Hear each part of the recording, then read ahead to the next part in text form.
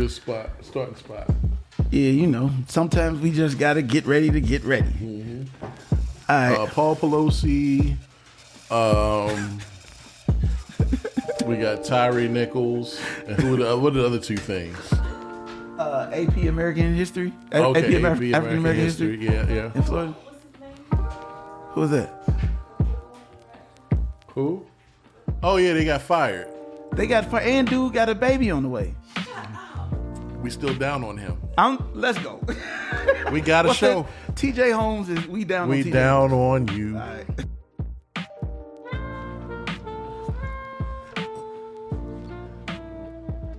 Welcome to Sean and Sean Talk About Shit. Back to Sean and Sean Talk About Shit. In the opening there, we kind of got started early without, hot mics. Yeah. But TJ Holmes and Amy Robach got fired. Bruh. So we were talking about we still down on TJ Holmes. We down on you, gang. But tell everybody about this. I just read on Twitter, right? It could be a fake report. I don't know. I just read that dude got a baby on the way. By somebody that ain't his wife. I don't know, blood. Listen, buddy. I'm gonna say this. You ruined everything. When I told you you can't do the same stuff that white people do. That's not something that black dudes do. You light-skinned it. You was probably passing in your circle. Now you got to be a regular black dude. Everywhere they go, they gonna treat you like a black guy. So for those who don't know, TJ Holmes, a lot came out about his behavior while working for the news pundit. But strange, the only thing that came out about Amy Robach is that she likes a little bit of alcohol. Yes. But TJ Holmes it came out that he's been sleeping with interns. It came out that he's just kind of like been that dude that, has the knock, a wall with a secret bedroom comes out of nowhere. So, bruh, TJ Holmes, the more we find out about you, like we started off this season talking about TJ Holmes for the heat check, right? So we gonna do the heat check early. TJ Holmes. Yeah. First of all, you cold, sir. Yeah. And then I'm gonna say this. Very rarely do I say that other people can get embarrassed from something that you do, right? Like you can't embarrass somebody for your stuff. But how terrible is it that you putting it on parade, right, in front of the world? Like your wife and your family got to see these pictures and videos of you and this lady cooked up and hanging out and whatnot. I mean, come on, gang. Like you all could at least been private with this situation. Like, but did he have children with his wife? I don't know. Or were they just? I mean, even if he don't got kids, like the fact that his lady had to see this in public, right? You feel me? Like it's the way that it's happening, gang. Like you really could have kept this private. We don't know if you all was having issues. You could have did something else, but like this just seemed a little wrong. And then like you really ruined your career for this. For some vagina, gang. This is all I'm saying. Like, it sounds like they both hired lawyers, and they're both going to be fighting wrongful termination. I don't know how ABC work. I don't know if it's like the United States Navy where they say no fraternization or conduct unbecoming. Right. I don't know, but we'll see what happens. I'm sure there'll be some kind of settlement outside of court. It more than likely will, but you're not going to get back on TV. I'm saying you worked all of that time. You put in all of that effort for you to get some pussy and then leave. That's crazy. That's crazy. You had a lady at the crib. Like that's nuts. That you put everything on the line just because. I don't think he was in the mindset of getting caught though. I think that he thought that he was invincible. No cheater ever thinks that they gonna get caught because they think they smarter than the system. It don't work like that. The system is rigged against you on purpose, right? So that when it happened and you get caught, now you have to explain it. But then there's the point of accountability. He had that space with accountability. You just ruined this lady. Your wife had her life with you. We don't even know what she was doing, if she was doing anything else, right? But she had her life with you and y'all was locked in tight. Her life is essentially changed now because you unemployed. Yeah. So even if if she could be a world class whatever, making however much money, you just change the economic picture because now you don't have anything to go to, and now you relying on the settlement. But it's your fault that you in a space where you got to try to get the settlement. Yeah, it's crazy. What's an unemployment check look like for an ABC anchor? Do they get them?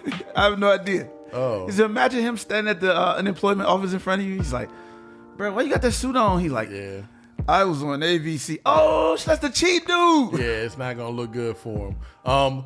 So we still down on him. Yeah, we still down on down TJ on Holmes. We down on Amy Robach. Down on you too, Amy Robach, because you're not interested too. Yeah, she is not interested. That's the even worse part. Like, you not interested, and then he cheated with you, and you got a husband too. Like, I'm pretty. You all that's. Yeah, look at what you doing to your husband. It's in the public eye, right? Everybody in your friend group right now. Every time y'all go have wine at somebody's house, they look at him and be like, "Dang, bro." Yeah. Dang. Yeah. That's terrible, gang. White people look at it differently than us, though. They look at it. They might be in the circle saying, "Dang, she cheated," but it is what it is. Poor guy, but it is what it is. If he'd have stepped the D up or she just stepped the P up, like it wouldn't have happened in the first place. Because that's all it's about. It definitely seemed like I don't understand, G. I just don't get it. I don't get it. Well, so I want to move on. Have you been paying attention to this Santos character? Yes. We talked about him. We did a heat check on him. We were down on him as well. And I personally continue to be down. Like, yes. To me, I was telling Alicia, my wife, that I think that Santos is an alien robot that the aliens sent to Earth and just downloaded a bunch of personalities in them. and they all and they were all lies until they got to the one that got him in power. And then it was like, okay, they just was colliding at first. Now he's just losing it though. They got pictures of him being in drag, which if that's your thing, so be it. You're not going to hear me saying or you saying that you shouldn't be doing that. Yeah, like one of my buddies does drag. Actually. Yeah, if that's what you into, that's what you into. And like they got so much money, like $750 million from his campaign was missing. It didn't go back, which $750 million. Yeah. Boy, you on some Bernie Madoff? And that's my thing. That's my thing. You're supposed to return all campaign funds not used. Yes, indeed. I got a feeling that's very rarely happening. It don't seem like it is. Yeah. Then they were talking about how he was on this podcast in Brazil, and they asked him right after he won his seat. They asked him if he was excited to receive the pay that comes with his job. He said to them, he's in a place where he's made the right moves and financials don't matter. So my plan is to donate my entire salary that I earned with the Senate. He hasn't done that yet. He's not going to do that. They asked him about it on CNN the other day, and he basically ran away from the question. Mm-hmm. So this guy, every week you find something low. There was the veteran whose dog he stole money from. What? Yeah, the dog didn't have money, but the dog was dying. This homeless veteran was taking care of him, and this dog got cancer. So Santos helped this guy get a GoFundMe to pay. They raised enough money to pay for the dog's surgery. Yeah. And Santos ghosted him and took the money for the dog, and the dog ended up dying. This was on the news. I know that's just hard with you, but this is on the news last week. Like every week we find out something more and more deplorable about this person. I don't understand. He can't be a real person. That's what I'm saying. You can't be a real person. Maybe he just full of diabolicality though, Sean. From what though? Maybe he had a rough chat. I don't know. I'm not making excuses for this guy. I have no idea. He's an idiot. What can make you that bad? Listen. I don't know. I have no idea. I'm trying to put words to this, and I can't even fathom I don't know. I Yeah. have no idea. He's made some of the most grotesque statements and said some of the biggest lies. Yeah. There's a certain degree of lie that you kind of expect out of politicians, right? But like when they get to this point, sir, you are a circus now. He is a circus. And you see the pictures of him sitting by himself looking lonely in the Capitol. Who want to hang out with you? You lie too much. Yeah. I'm still mad at John Fetterman because I have not seen Carhartt. I told you he wasn't going to wear Carhartt. Everybody keeps telling me that, but he said he wasn't going to change. Sean, I said, Sean, remember, AOC was a waitress. Yeah. Right? Yeah. Fresh out of New York. I don't even know what part of New York she was out of. She's broke. Remember, I can't afford to live in D.C. Now she worth $5 million. How? I'm just saying, gang, like, Houseway. I'm just saying, you at some point, right? You have to understand that if you want to, it's pay for play politics, right? For real. And I'm not saying that in the sense that like it's actually like people are actually going out there and just really paying people in person, but just so the average citizen knows, right? For $100, you can get a phone call from your state senator, right? I mean, from your federal, right? The big senator, right? For $1,000, they'll have a meeting with you, right? For $10,000, they'll introduce a bill for you, right? That's like government work, though, right? That's really what they will do for you. Right. So if you don't think it's people who got 10 bands that's just like, I want to make a bill, it's only 435 members of the entire Congress. If I got a couple $1 million, you don't think that I'm gonna spend $500,000 to make a bill go across? Yeah. Please, gang, we have all kind of reparations jumping off. If I got a meal, I'm finna walk in there. Hey, $10,000 for anybody who wants to sponsor this bill. Wow. Is she really worth $5 million? $5 million, cuz. $5 million. And she's still a junior. Yes. Now, don't get it twisted though. Like people are just getting paid like to sit in the seat. Like, these are speaking engagements. They doing actual. Like there are spaces where you're doing fundraisers for your campaign, but they actually do get paid to go places and speak though as well, right? So if my speaking fee is $10,000, I could run up $5 million in a couple years. Yeah, that's true. That's true. Yeah. That's true, and they're only on the Hill half the year. 100 days, not half the year. 100 days. Only 100 days. 100 days. So way under, and just way under half the year. Way under half the year. Yeah, and the 100 days that they spend on the Hill is campaigning. That leaves a lot of time for $5,000 plate dinners. Come on, guys. Yeah. It all adds up. No wonder everybody wants it, and the people that got it don't want to leave it. That's it. 100 days worth of work, and you make over $100K, and they just got a pay increase. It was $125 before the speaker was making $175, and I think they just got a increase where the people on the floor make $140, right? And then the speaker I think makes $195 now, maybe $200K. Wow, that's unbelievable. Well, we'll take a break and we'll be right back. Welcome back to Sean and Sean Talk About Sugar Honey Iced Tea. Welcome back. Sean. Yeah. I want to know if you have seen the latest superhero short on the internet. What's that? It's my man, Slowhammer. I didn't know you gave him a name. I mean, he had the slowest hammer in the West, and he literally is in the West. Yeah.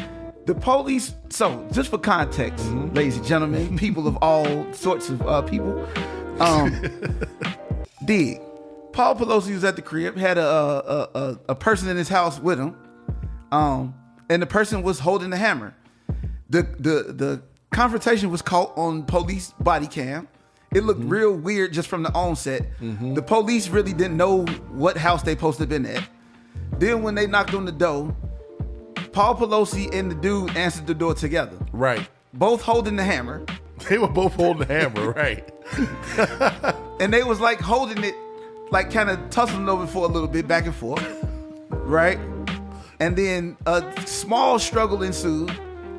My man Slowhammer then grabs the hammer from Paul Pelosi, like snatches it fully away. Yeah. And then slowly swipes that man across the dome piece. Paul Pelosi tried to run. He tried to run. And like it was the most awkward assault I've ever seen in my life. Clearly. It was the most awkward way to break the law that I've ever seen. Awkward law breaking. Yeah. And It's like a TLC show. I was blown away by the entire scene. The dude did have a very slow hammer. He did not receive his training from Thor. Not at So, all. I first of all, the police. Let's go. The police gave the man had the hammer in his hand. Yes. And the police, this is how you can see that we get treated different from them. They actually said, drop the hammer. Drop the hammer. And then the dude didn't drop the hammer. He proceeded to attack. And they did not shoot him. They didn't shoot him. See, the problem is, drop the hammer is an American colloquialism, right? For get things done. Oh, okay. It's the everyday work, raise the roof, you're saying. Yeah. Raise the roof mean party. Okay. So when they told that man, hey man, you better drop the hammer on that guy. He literally decided to drop the hammer on Paul Pelosi. I don't understand. The whole if you haven't seen the video, you can find it anywhere. Yeah, it's definitely It's not a very long clip. They showed a dude out in back of the house at first, on the Ring camera. Mm-hmm. I don't know how he got into the house. Paul Pelosi kind of like he knew the dude a little bit. They look very familiar. They looked like they knew each other. They looked like they were telling the awkward. They had both of them had this weird grin on their face. I kind of feel like they wasn't supposed to be together or something. Yeah, it was something going on. And then the police were like, what's going on in here? And one of them was like, oh, I'm just talking with a buddy. Didn't you hear that? He's like, I'm just talking with my buddy here. Why y'all both holding the hammer though? Are y'all high? Is it meth? What's going on? And Paul Pelosi be drunk. He done hit people drunk. They look like two people. They look like two kids that was supposed to be in the bed. Yes. And then the parents came and turned the light on and caught them. That's what they go to sleep. Yeah, that's how they look with the police. But there was no taser. There was no bullets. No. There was no baton. They didn't even unhost the weapons on there. No. Remember, after he did the slow hammer move, right? And then they ran into he dove, right? Yeah. They just ran in the crib. It wasn't they didn't have no guns. They ran straight in the crib and grabbed dude. Yep. And the other thing you got to say about this is this guy was definitely trying to kill either Paul or Nancy. Yes. He cracked Paul's skull with that hammer. Bro. His skull is cracked. Bro. I'm just saying, it was insane, just the reaction. Yeah. Right? I want to know, this guy is literally in the commission of a crime. Mm-hmm. Mm-hmm. When the police who arrived got there, how do you not show up like this motherfucker is committing a crime? Yeah. Right? Yeah. I know I don't really cuss a lot, man, and I don't use a lot of language that's aversive, but I'm feeling myself today because I got some emotions on this, right? I just don't understand. Right. I don't get it. Right. I don't get how they didn't react to dude like he was a criminal. Right. Because he was committing a crime. He was committing a crime. Committing a crime. And Paul Pelosi may have been drunk. May have been. He may have been drunk. See, that's within his home. He was at his crib. He was wearing a bathrobe. He was in the house for the night. Paul Pelosi, first of all, shout out to you for protecting yourself against my man Slow Hammer for the time that you was able to protect yourself and hold on to his slow hammer.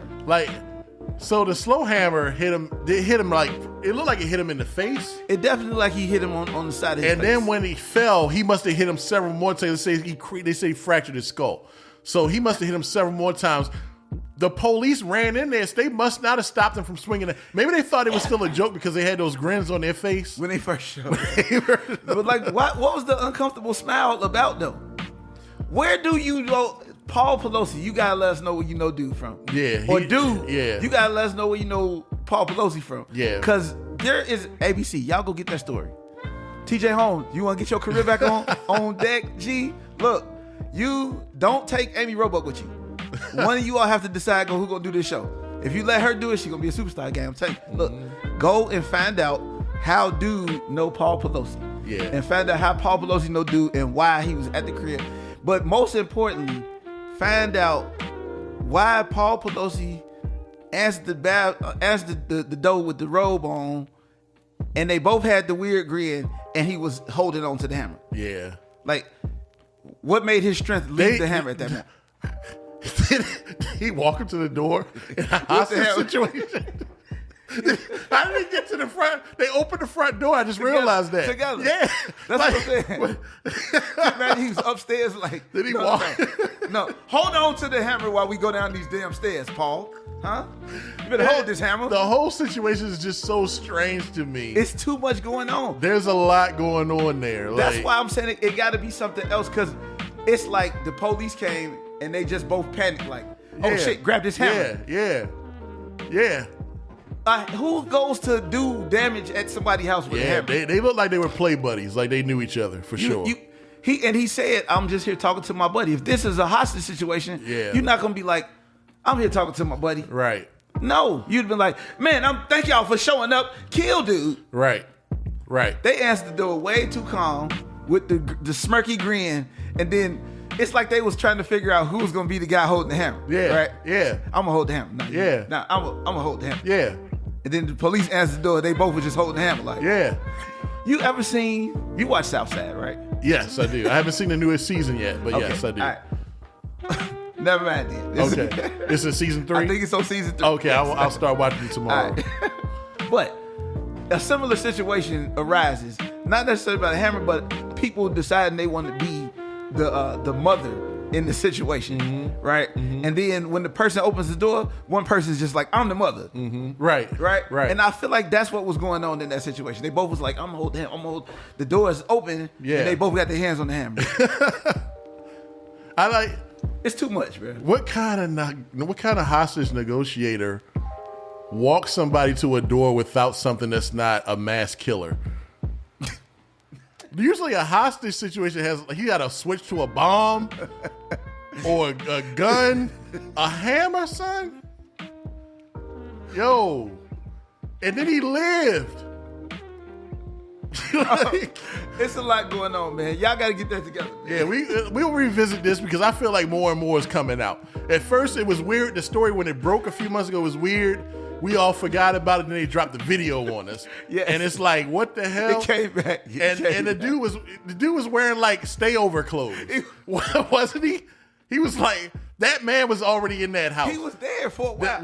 What they caught on the ring of him in the backyard. That's when he first got there. Or he was out there doing something. He was already there. Yes. Well, we gonna say it. I want to find out what's happening. This is taking up a lot of time, but we gotta know. So in a few months from now, we'll really find out what happened. Indeed. It'll drop. It's gonna be hilarious. And it's gonna piss me off because somebody like TMZ is gonna break it. Indeed. But Amazon do a real like Lifetime style movie. Yeah. Because I just my man was wearing stayover clothes. He was wearing the V-neck T-shirt that Haynes wants you to sleep in. Yeah. And then shout out to the tagless joint. Yeah. Like my man was there. You're not gonna tell me my powers. I got deduction powers, and I don't know. We might need to get out there to San Francisco and walk the scene. See what's happening. Yeah, we need to walk the scene. We're gonna come on back and we're gonna talk about some other stuff to include Emmanuel Acho. Indeed. All right, we'll be back. Welcome back to Sean and Sean Talk About Shit. Welcome back, ladies and gentlemen, and people of all people. Yes, and for those who, we just want to let everybody know the trademark for Slow Hammer is ours. Yeah, that's right. From the last segment. We got that, Sean and Sean. That's us. Episode. That is definitely Sean's creation. No, Sean and Sean. And Sean and Sean, so don't try to take it. But we want to move on. Yes. This guy, he really grinds my gears, I guess I'm trying to say. He annoys me. And he always has annoyed me. This ain't something that just started now. This is something that's been since day one I saw him on television. Emmanuel Acho. Yes.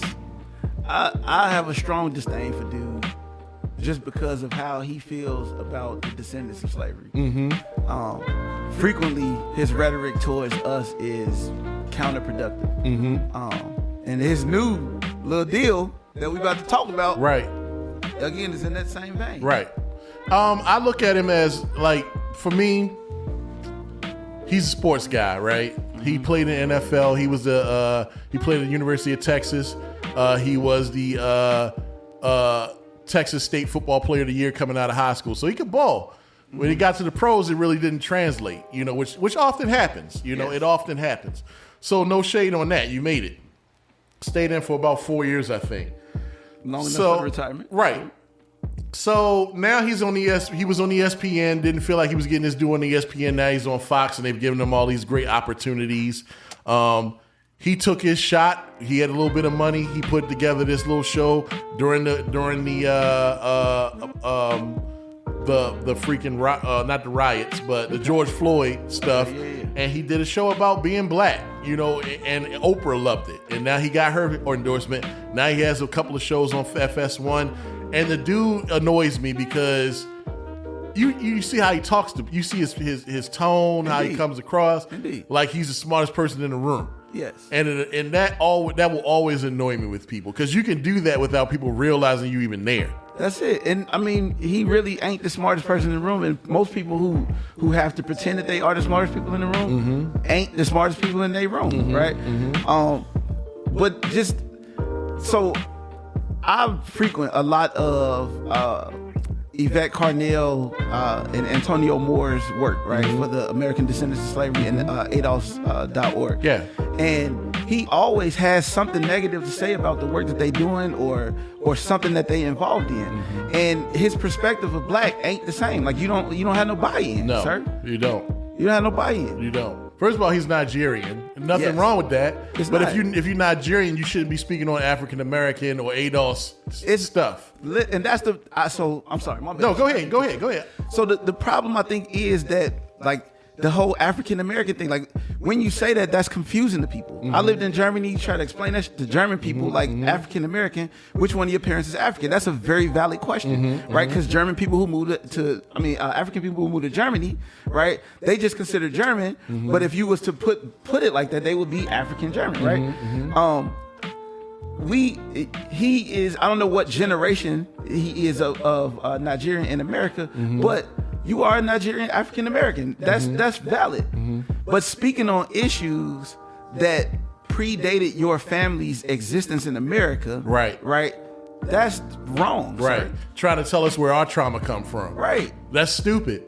Because my wife and I were looking at this YouTube where this girl played this show he did with Van Lathan, and Van Lathan just kind of he said something ignorant, and Van Lathan just kind of laid into him, as he should. Call him an emotional butler to white people and stuff like that. And the girl at the end of her little presentation, she highlighted some of the comments, and the one comment they highlighted was brilliant. It was something to the effect of, you want to talk about where our trauma has us as humans, but your parents had a trauma in Nigeria that made them flee their country, leave their country, and come here to a country that was born on racism and hate to try to find a better life. That's what my understanding, and that's for me, right? That's ignorance on my behalf, because I have not talked to my African friends to find out, you know what I'm saying, the answer to that question. But none of my ancestors left America and then went someplace else to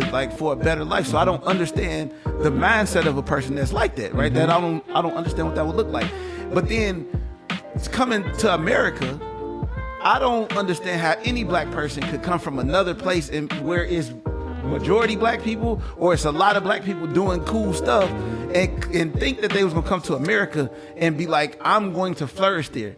That's not a guarantee. That's not a guarantee, just off the strength that America wasn't designed with the mindset that black people, Negroes, right, that black Americans was going to be successful. Was going to do anything, right? Yeah, he just kind of annoys me, man. He's very smug. The look he has on his face when he's talking, the double-breasted suits he wears, that's what it looked like. He's just kind of annoying to me, and then the way he talks, and I don't know. He's an intelligent guy. Don't get me wrong. He's an intelligent. Ain't nothing wrong with that. But he seems to be constantly trying to, I don't know. It's just he's not a tool of white supremacy. Yeah, it's not what it's not. He's not my favorite. I watch the show that he does on FS1 every day with Joy Taylor, who is Jason Taylor's sister. They played for the Dolphins, and then LaShawn McCoy's on there. And I don't really care for any of them. Like, they're all very, LaShawn McCoy's nickname fits him well, Shady, because he's very shady on the show. He talks down about players that he, feel like he bested, this, that, and the other. And then Acho, he wants to be the NFL professional. Okay, we get it. But you only played 4 years and you didn't start. You wasn't, so I get LaShawn McCoy. And then Joy Taylor talks because her brother's a Hall of Famer. But they got this poor dude on the end of the desk who's just an NFL insider, and they just bully the hell out of him for 2 hours every day. I'm just saying. Because he didn't play the game. Air quotes, everybody. Yeah, which is weird though, because like, I get it. You made it to the league. And I'm proud of you for making it to the league. Right, but going to the league don't make you a professor of football, right? It don't make you a professor of anything great. It make you an athlete, right? Who happened to become a professional athlete, right?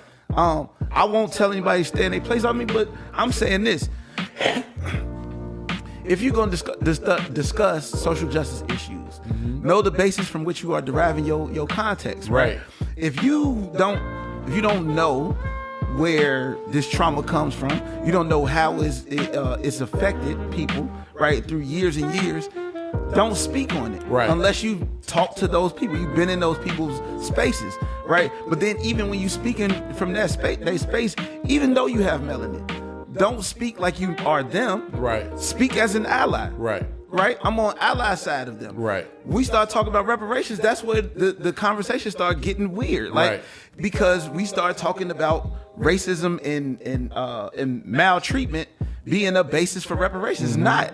Slavery is. Right.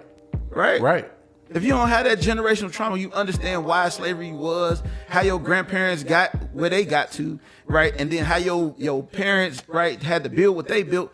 You didn't go through that. You don't understand how much that is. Your family came here, and at some point, you ended up being cool to white people. They said we can invest a lot of money in this guy, and we're gonna get a good return. That's what they got. Yeah.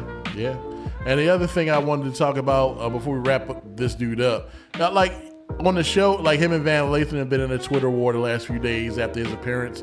And like Acho basically said that you lured me onto the show, you lured me with questions. For a guy who thinks he's the smartest person in the room all the time, you telling me you got lured? Then why did you answer the question when he asked you? That's it. Why'd you give that stupid ass description that got everybody up in arms? You said you wasn't tied to it. You said it. Nobody, Van Lathan ain't tell you what to say. You said it by yourself. And now you know that all of the people who for years have been saying, right, that you are not tied to the actual black experience, right, and you don't have no black buy-in, you know that they right. Yeah. You know that they right. And that's going to make you lose your check from Oprah. Right. It's fine, gang. Thank you, Van Lathan. I'm up on you, gang. Yeah. I'm up. Yeah. I'm up on you, too. Good job. Yeah. Way to do some good reporting, man. I really appreciate that.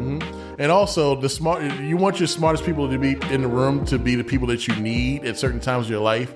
A lawyer, a doctor, stuff like that. A cinematographer. Yeah, for sure. Like, a cool black dude named Sean. Yeah, sportscasting ain't it, bro. That it. It ain't it. Not always, gang. It ain't it. So, I don't know, man.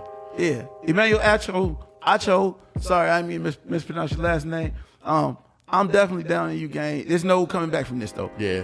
Beat it, nerd. Beat it. All right, we'll be back.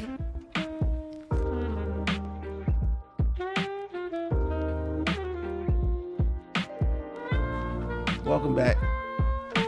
Sean and Sean talk about shit. Yeah, I think this has been the woke special. We definitely was talking about some ill-ish today. Yeah, I think this was it's going to keep on going. I'm going to say this, man. So, before we get out of here, we wanted to discuss some things that's in the news, specifically regarding black people. First and foremost, in Florida, we recently found out that Ron DeSantis, governor style, one each, has decided that the AP African American History Studies class shall not go on. How you feel about that, Sean? I hate it. Just for the simple fact that it's something that most places don't even talk about. Most schools don't even talk about anyway. With my living in Columbia, Maryland, which is a pretty affluent part of Maryland to live in, my youngest daughter went to elementary school in that area before we moved to Pennsylvania. And I remember an event where she was with the Girl Scouts, and the Girl Scouts were doing this thing, and Black History Month came up, and they wanted her to do a book report on Alfred Einstein for Black History Month. What? Yeah, she wanted to do George Washington Carver. Right. And they told her no. You're gonna do they told her no. We already have a report on a scientist for Black History Month. You should do Alfred Einstein. That's what they told her. Needless to say, she was out of that Girl Scout. Yeah, it's a fact. That was her last time in the Girl Scouts that night. But it doesn't surprise me to hear that, because it's something that America's been working to get rid of for years. And now, but they were doing it behind closed doors. Yeah. Now they're doing it out loud, because if you ain't loud, you ain't living. That's what gets you the votes. I think that I recently read yesterday that part of the reason why it's discouraged to be in the classroom is because the thoughts afterwards encourage reparations for or conversations around reparations for the descendants, which is important. I mean, we in a space where we talking about reparations now nationally, right? So I mean, I took quote unquote African. I'm using air quotes because they call it the African American history, but it's really the study of Black American history. And then like the programs that they are providing in this AP class, they do have some African ties, and they tie some globalism to it, and they talk some diasporatic aspects. But I just feel like if we all right, so because we coming up on Black History Month, I wanted to say this: Negro History Month was designed by Dr. Carter G. Woodson. It was this week then. Yeah, it was Negro History Week. Yeah. And it was designed because it wanted to have a time where we celebrated Black history, but the time frame that he chose was because of Lincoln's birthday and Frederick Douglass' birthday, right? When it expanded to a month, that's also part of his thinking. His thinking was that eventually it would go from Negro History Week to just be included in American history conversation, period. But that inclusion would have ended in us receiving reparations, because people would have understood how much our families had gone through. So I definitely think there's some space for that to come back. And the students, I don't know if you saw this, but the students recently filed a lawsuit. They got Ben Crump as their lawyer. They filed a lawsuit to How does Ben Crump take all this shit on? Because it's his partners, right? He's the face of the like legal Cochran. Team. Yeah. He's our generation. Do you trust him? You like him? Yeah, he a solid guy. He a descendant too. Okay. I feel like I need to learn more about him. I got to do my research on people. Yeah. I'm waiting for the new governor of Maryland to lose it one day, because I know he was in the 82nd Airborne. Are you talking Obama 2.0? Yeah, he was in the 82nd Airborne. Nah, he's solid. He gonna run for watch. All right. Listen. I tell you this. You mark my word. What's today? The 28th, 29th? Yeah. All right, mark my words. If Westmore, right, gets Baltimore together, right? Baltimore start being a shining star in the next 2 years. 2 years. Year and a half. No, it's 22. If Baltimore becomes a shining star, right, in the next 2 years, I'm telling you that in 26, this guy's going to declare for his run for presidency. Okay, I'm just waiting. I'm just I have no doubts that he's a good leader. Remember, in 2008, Barack Obama was getting introduced at the DNC. Remember the person who introduced him? Oprah. Westmore. Oh, was it Westmore? Oh, I thought it was Oprah. It's Westmore. Oh, okay. So now, right? I'm telling you, they was showing you what was happening. Telling you he gonna run for president. That 82nd is gonna be what get him over the top. You a military leader, sir. Please. Okay, we'll see.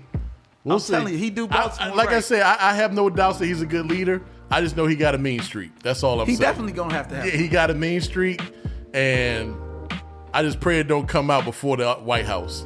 That's all I'm saying. I would say this though. I know you. I know y'all. I've been there. I've seen it all down there. That's all I would say. I would say this. in the form of teaching Black American history to the American populace, I would say that it would be prudent to just include the descendants in these stories, because a lot of what you're gonna hear is not just about the famous descendants that you heard about. Like, our families lived through all of this, right? My great grandfather, I had extensive conversations with him. He was born into a sharecropping family. So when we want to talk about slavery, just talk to some of the descendants and you can understand why it's important for us to get our history out. My father eats like a sharecropper still.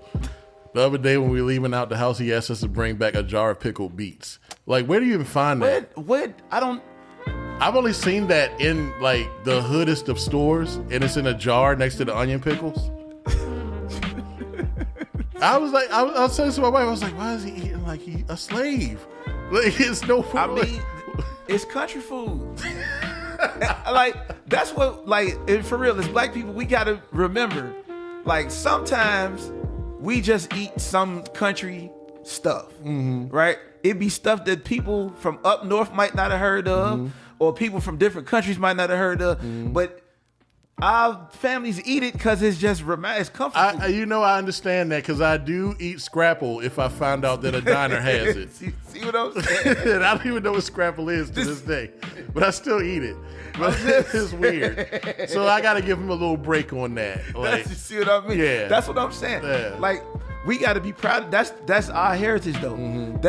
So when people talk about their ethnicity and the things that they do, and their colloquialism and customs, we got the same thing. We just got to identify that and let people know this is what we doing, because we descendants. This is what we do. So you telling me they out here still only pickling beets for Black people? I could guarantee it. I can guarantee it. That's a deeper conversation. Matter of fact, it might not even only. I remember, the descendants was also responsible for a lot of poor whites, right? So poor whites would have to live in the same community. So there's a lot of poor whites that eat the same way because, again, they grew up with the descendants, gang. Interesting. That's definitely a deeper conversation. You already know what it is. Yeah, I know you wanted to carry it on, but I will say this about the governor of Florida. He also passed a law that books have to be passed through a group of people, a group through his office that's trained to identify if the book is is allowed to be in the classroom. And any teacher that's caught with a book in the classroom that's not on their list will have charges brought up on them. Yep. That is scary. This is Hunger Games, man. That is. That is scary. The question is, how did that happen? Right? That shit is not your fault. It ain't my fault. When you intentionally don't teach people how to be involved in the legislative process in their community, right? Then you end up with situations where the school board don't have no power. The school board should have all the power for education in your community. Should have all the power for education. The governor should not be the person deciding what's happening at your school, because the school board includes parents and people that's in the community. Right. You understand? Yeah. So you got to ask yourself, how did that happen? And if you're not politically charged or legislatively aware, you should get both of those things and be in tune with the political space in your state. Okay. So you wanted to push ahead to a project that you kind of like been at war with the creator air quotes, dude, for some time now. We've talked about it on the show before. So that lady who wrote the check out my air quotes, who wrote the 1619 Project and then sold it to the Wall Street Journal for a big bag, has decided that she gonna partner with one of these Black folks with a little bit of extra cash and put it on Hulu and make it into a miniseries, so you understand how terrible her interpretation of America is. I'm gonna say this, man. Like I said before, y'all should get into it with Calvin Patterson. Project 1619. This is the man who he did a lot for the discovery of this information. Was working on it since 1995. You all could go with this young lady. I don't even want to say her name on the thing because I feel like she's a very litigious person, but she's a thief. So I'm gonna call it how I see it. You could prove me wrong, then prove me wrong. But she blocked me on Twitter when I asked her to tell me if she got any of the information from Mr. Patterson. So you do the math. but I don't rock with it. If you do want to support it, that's fine, right? You feel like you're gonna learn something. Just understand that in the master class, the black master class that she was a part of, right? She expressed her disdain for the American flag, right? She talked about how her dad had love for the flag because he's a veteran, right? And how she had disdain for it for her whole life. So if she's telling you anything the opposite, right, then you know that lady's fake. This is also a person who didn't believe before 2 years ago, and Antonio Moore and Yvette Carnell was talking about lineage-based reparations. She didn't believe in that. She wouldn't tell nobody about lineage-based reparations. She was all about the Pan-Africanist model. Mm-hmm. But I'm just saying, I'm not supporting her rise to success. I feel you. Right? Out of the ashes of somebody else who could have done great by really educating the people. Mm-hmm. And if you're not even partnering with this person, right, to deliver the information properly, right, then you doing everybody a disservice, and you really just out here chasing money. And then at the end, right, you're gonna end up broke. So I'm fine with it. Yeah, I feel you, bro. And this has been something. It's a good question. Why did she block you for asking a simple question? You know, that's a telltale sign of somebody that got something to hide. Yeah, exactly. Before we get out of here, I think we wouldn't do justice if we didn't touch justice. That's a funny word to use for this. Yeah. Tyre Nichols. We've all seen the video that's been released. It's been 2 days since it's been released by now. It is horrific. It is everything that they told us it was 3 days leading up to the release. Very proud of the way that the people are reacting with the protest. Everything's been positive. There's been no violence. Nobody's been hurt, and that's a good thing. And we're getting the point across. But I think there's a bigger conversation here. And I hate that saying, because when I was watching CNN the other night, the state's attorney, who's a white guy, he used that term. This guy's death will lead to a bigger conversation. This conversation is something that we've been asking for years. You said that for George Floyd. Mm-hmm. George Floyd's death was supposed to lead to a bigger conversation. And you keep saying that, and nothing is happening. We keep dying the same horrible. This man was beaten to death. There's few ways that I don't want to go, and that's one of the three: to be beaten to death and not be able to defend myself. Man, it's very difficult for me to talk about that situation. I watched the video because I knew we had to talk about it. Yeah, right. When I sent you a text message said I wasn't going to watch it, you gave me the space to hey, if you don't want to watch it, you don't have to, and we won't talk about it. But I would like for people to know, right? I tell people all the time that I'm a survivor of police violence. I wrote about it on my Medium page, right? Mm-hmm. It's called Childhood Loss. But I too was beat up by some black police officers. They was beating the shit out of me. I was a 16-year-old boy. Child, right? Mm-hmm. My baby in the room right now, so I'm not gonna go into detail. Yeah. But whenever these situations arise, when people face police violence, I always picture myself in them situations. Right. This young man was beat to death. When I'm saying I got beat up by them as a 16-year-old person for hours. You seen how they did Tyre Nichols for 20 minutes. Right. There's a recklessness that comes about when police feel like they aren't like their tools aren't being effective. Mm-hmm. And when it happens, right, it's unfortunate, but they go into this mode of rage, right?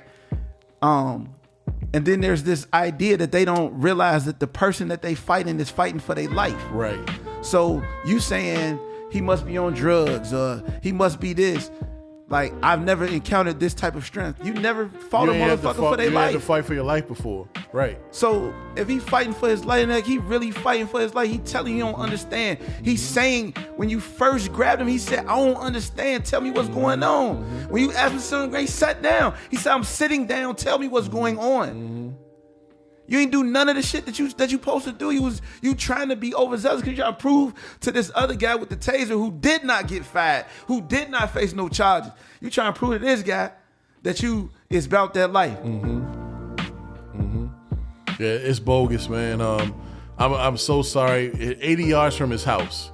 That's why they said he was calling for his mother because he thought his mother would hear him because he was 80 yards from his house. And they beat that man down, and nobody came outside of their house. It was in the cul-de-sac. You didn't see anybody at one point open their door, so maybe this unit terrified that part of Memphis. That unit was similar to how my friends in Atlanta used to tell me about the Red Dog. The Red Dog, yeah, right. and the Gun Trace Task Force here in Baltimore. GTF here in Baltimore, yep. Right. I worked on We Own This City. I talked to a lot of the residents when I was working on We Own This City, right? And this is what they would talk about, right? Is how terrible it was. I'm saying as a community, right? If we trying to change the way that police communities, right? There has to be some fucking buy-in from the community, right? We can no longer have like situations where police just recklessly create units and run through cities and run through neighborhoods and do whatever the fuck they want to just because they can, right? You need to be a community member. You need to understand that we are a community. The more you put fear in people that don't want to leave their house, you're making it terrible. Imagine I went through all of that as a juvenile, right? And I still had to go to school with the police at my school, right? If Tyre Nichols had survived this situation, blessed the dead, may his memory always be for a blessing. If he had survived this situation, right, he would be terrified of police for the rest of his life. He would never be able to enjoy things, right? When the police come around, he would always get worried and nervous. Antsy, and then they be wondering what he's trying to hide, and he's dealing when it's just trauma. It's trauma. I'm saying, I got babies, and my babies have seen the police, and they, sometimes little kids want to talk to the police. I had to, what I'm saying, he would have had to do that with his children, right? Be in different spaces. Imagine he get pulled over for a speeding ticket. Imagine what he's going through in his mind. This is what I'm saying, man. Like it was so heartbreaking to watch him die or like watch him get beat up on TV. Like they just got beat. Like, how do you even get to the point? And then, what's that fucking guy name from Fox? Jason Whitlock. Jason motherfucking Whitlock. Yeah, he is an idiot that's been fired from every network he's ever been a part of. I'm saying, I'm a product of a single parent household. His rhetoric could kiss my ass, right?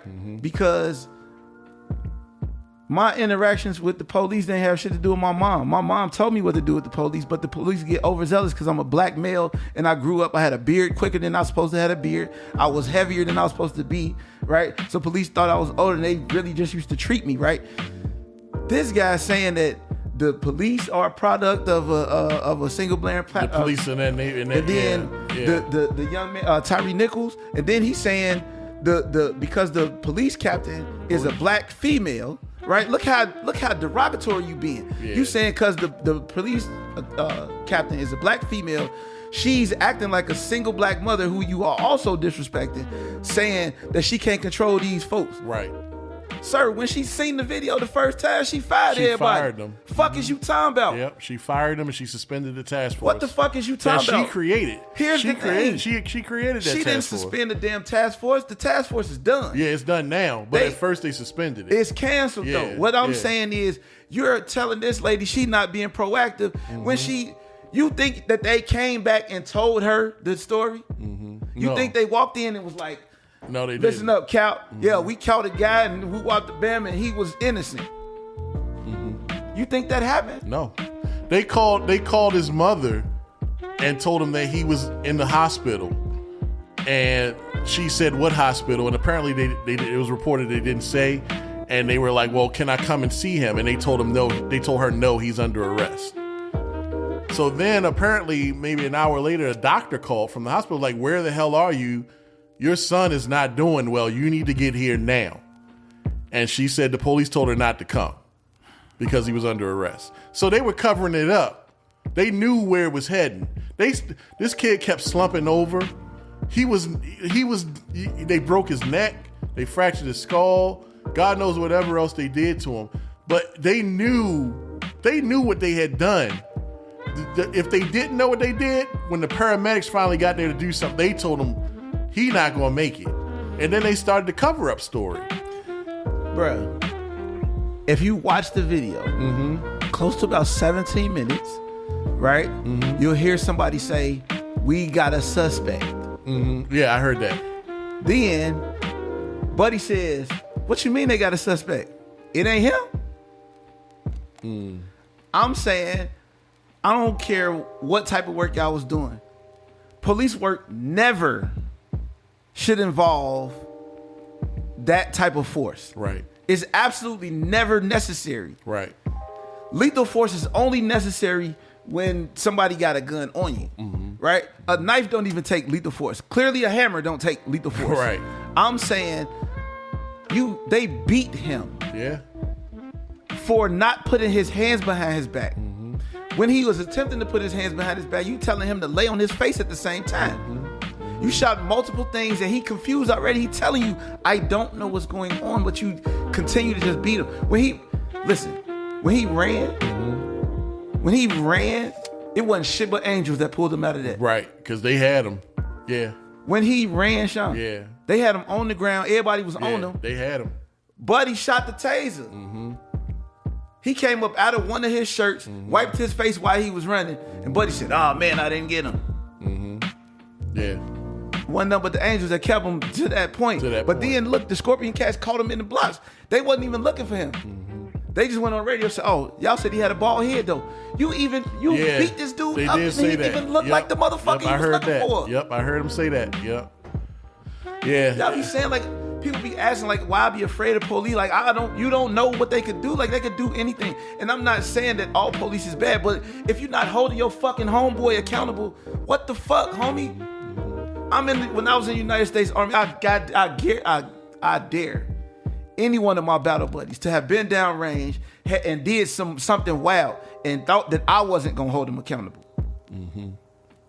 Bro, you're not gonna get better if there's nothing to account for, because then you're gonna end up in situations like that. Now look, all 5 of y'all probably standing the thing and y'all like, damn, why they ain't get Buddy with the taser?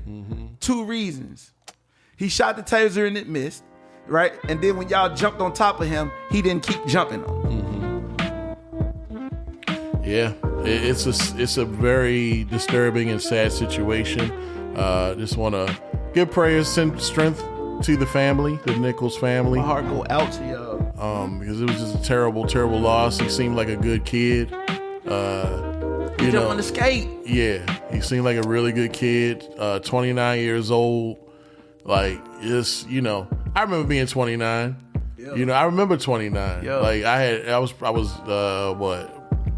probably a year out of the Navy. Yeah, I was stationed in Hawaii, 29. Yeah, maybe a year out of the Navy. Maybe I was at the end. I don't know. But yeah, it was trying at 29. I was still trying to figure things out and provide for a new family. That's it, gang. And I can't imagine like being on my way home and getting pulled over and getting beat to death for doing absolutely nothing and not ever understanding what I did. And every single time that you ask them, what did you do wrong? They just won't answer you and just trying to beat you up. Yeah. And gonna keep telling you, we'll tell you when we're done. Yeah. That's unacceptable. Yeah, it's terrible. It's terrible. What does it look in real life? Like, what does it look like for the police to really just like pull up on you? Hey man, what's going on? And have a regular conversation versus trying to get you out the car before we had a conversation. It is part of the reason why I keep my vehicle militaried up. Every stickers, license plate, show my the medals, because they think about it before they pull over a veteran. That's it. They'll think about it. They'll see did he really do something that bad for me to pull him over. Because this dude say he was an Expeditionary Forces veteran. That's it. Like, I've been there, sir. So they'll and it's sad it's got to be that way, But I told my friend Brandon like a couple years ago, like, I don't feel safe here. Mm-hmm. I don't feel safe in America. You know? That's a whole bigger conversation. Yeah, it is. I don't feel safe here, even though, you know, I know that nobody wants to see me harmed, but you just never know. I don't feel safe here, and it's sad. It's crazy, and I don't know where else to go. Cause your family from here, and they ain't never leave when they felt unsafe here. Right. They stayed and they worked it out, which is what we gonna do. Mm-hmm. We gonna make it safe for us to be here. Yeah. Part of that is having a conversation about, first and foremost, some sort of restorative justice for the descendants. Mm-hmm. Because we the only people who don't feel safe in America. Right. Everybody else cool. Right.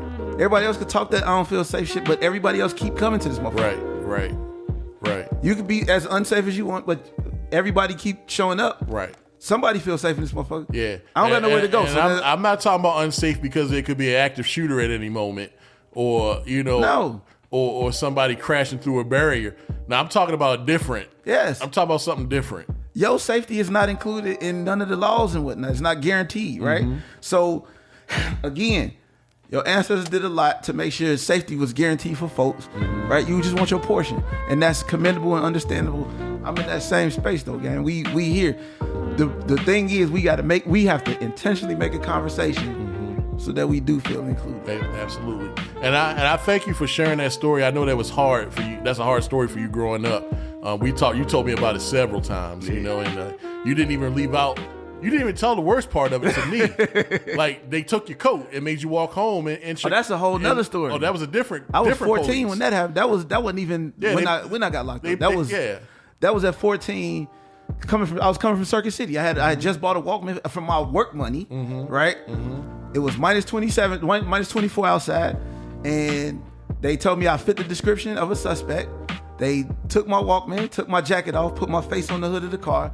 Buddy was revving the engine, right? And then they made me walk to my mom's crib. It was like 16 blocks. If you're from Chicago, with no coat on. If you're from Chicago, you know how many blocks it is, and not on the 100, not in the Blue Island side. If you're from Chicago, you know how many blocks it is from Western all the way down to Vincennes. So I walked from Western to Vincennes to my mama's crib, and then I ain't had no coat on. When I got to the crib, he handed me my coat, said, "Don't let me see you again." He stayed with you. They drove behind me. They was making people pass. It was like 3 buses that went past. They made the bus leave. That is unbelievable. I'm just saying, man, like, when you grow up getting treated like that, you feel like that's an expectation of the police. So when I got beat up by the police, it was already an expectation. And the dude, it was a lot to that story. Yeah. But if you want to read about it, again, like I said, I did write about it on my Medium page. It's Sean Black 07 on Medium. But I really did write about the whole experience. I didn't leave no details out on that one. I just don't want to get the details, again, like I said, because my baby in the room. And then an adult person told me one day when I was giving them the details, they said, "Sean, can you please stop? This is just too much for me." So we got to do better as a society, man. And as community members, we have to encourage police to be community members, and police have to understand that you're not policing animals. You're policing people, right, who get up and they give a shit about their life, right? And if you don't give a shit about their life, then you shouldn't be at the job that you got. And if you don't feel like you should have that job, go to fuck work someplace else, gang. They hiring at the post office, UPS be having jobs and shit, FedEx, but don't be the fucking police, because you're going to ruin somebody's life, man. And you're going to make it difficult for them to be able to live comfortably. That shit is a real thing. I suffer every fucking day with how to live in society that has to be policed. And I have disdain for the police. Like, I'm afraid a little bit, right?